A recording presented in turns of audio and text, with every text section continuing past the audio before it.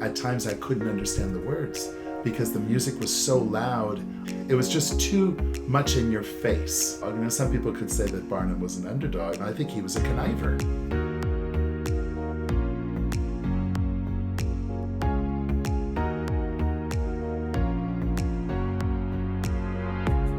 Welcome to Unraveling Stories. Today I'm here with Kurt Metzger. He's a composer and a dear friend of our family's, and we are talking about Dear Evan Hansen.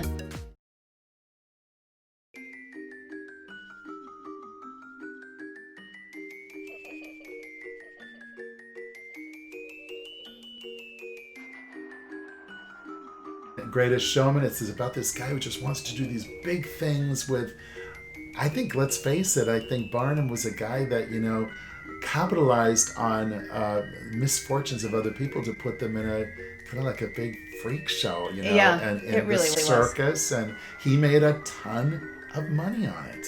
Mm-hmm. And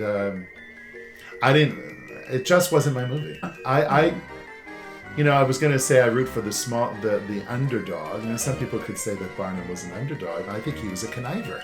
You know, he was a good I think that's what the biography, you know, the biography is clearer about that than the musical. Yeah. Well, also it was based on a true story. Right. And so was Dear Evan Hansen, actually, based on an event that had happened in one of the composer's lives.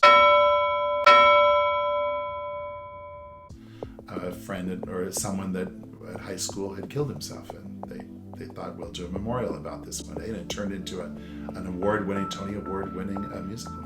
It was based on some kind of truth, The Greatest Showman. I think they made this guy out to be primarily a really cool and wonderful guy. I didn't know much about him in real life. Actually, it's since that I've had conversations, for example, with you about, this guy really just, you know, he knew how to do business, so it's a Hollywood movie. People will enjoy movies like that. First of all, as a composer, can you see their style come through? Oh, definitely, especially in one song, The Bearded Lady. This is me? This is me, right. Now, would I have guessed that those were the composers if I didn't know? I don't think so.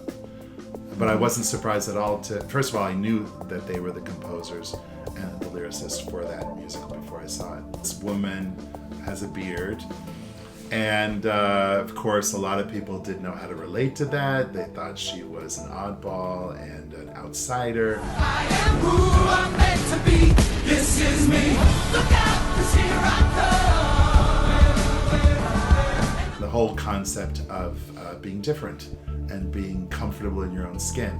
And so that particular song, This Is Me, it's almost like You Will Be Found. Right, So right. I think they were picked for, number one, these guys know how to write music. They were probably selected because of their success with not just Dear Evan Hansen, but La La Land. They had written all the lyrics for La La Land and won an Academy Award for the song City of Stars. So they definitely have really good credentials.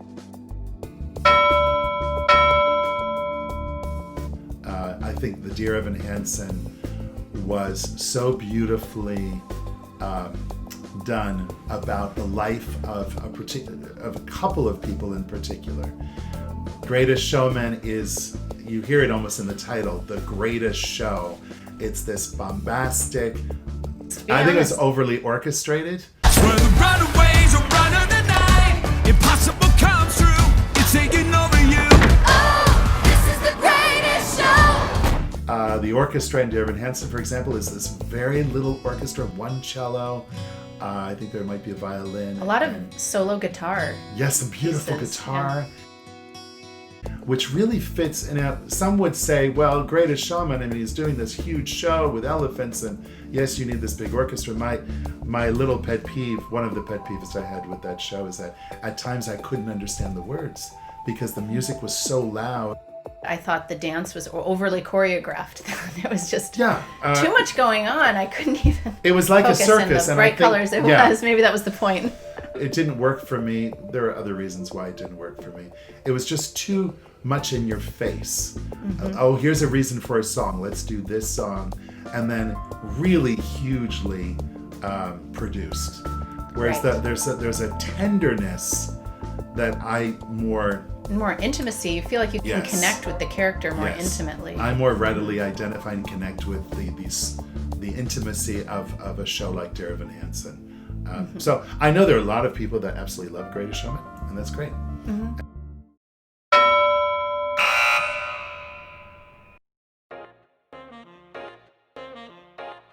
Talking about with a song, you don't want to give 110% the entire song.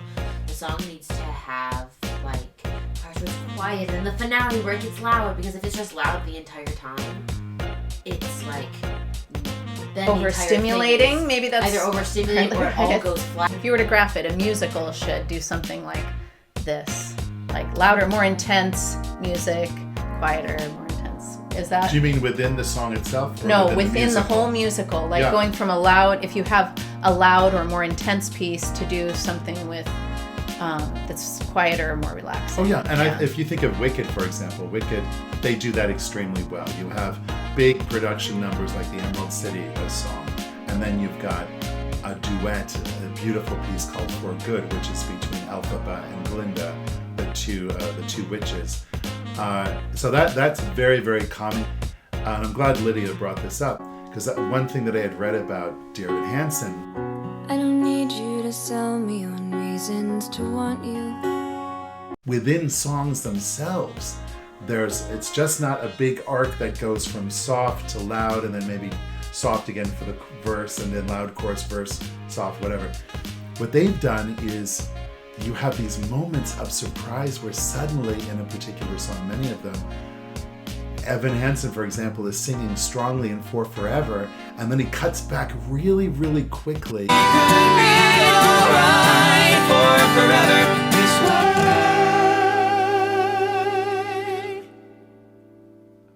Two friends. He's singing big, big, big, and then suddenly it cuts back to this very quiet moment. A lot of moments like that. And by the way, when I write what I want to write, that lesson I've learned and I'm going to do it. Yeah. Give them surprises, that technique of surprise dynamics. That part in Incredibles when Syndrome says, when everyone's super, no one will be. And when everyone's super, no one will be. It's like if everything's loud, there's nothing really like poignant. Vocal teachers will always say if you've got a whole note or even a half note, grow that if it makes sense. Don't leave it on the same decibel. Because then Really? it's not interesting. Oh yeah, grow it a little bit, change it a little bit. It's all about human emotions. And It is.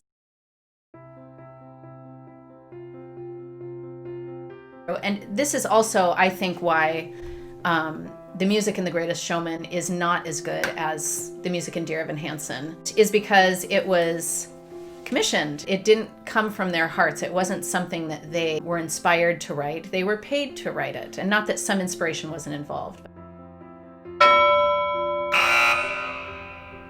If you like Greatest Showman, that's great. I think it's about whatever touches you. And Right. if that touches you, then it's working for you. it's not always music that's going to evoke these emotions.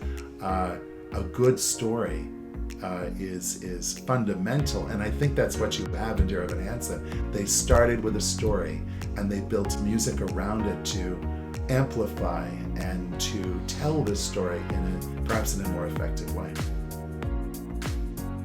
But you gotta have a story. That's what I'm looking for. If you have a story, let me know and I'll pass it along to Thank you. Kurt. Based upon which I want to create and write a musical that has elements that are incredibly important: forgiveness and unconditional love and determination, resilience, tenacity, and a little bit of comedy.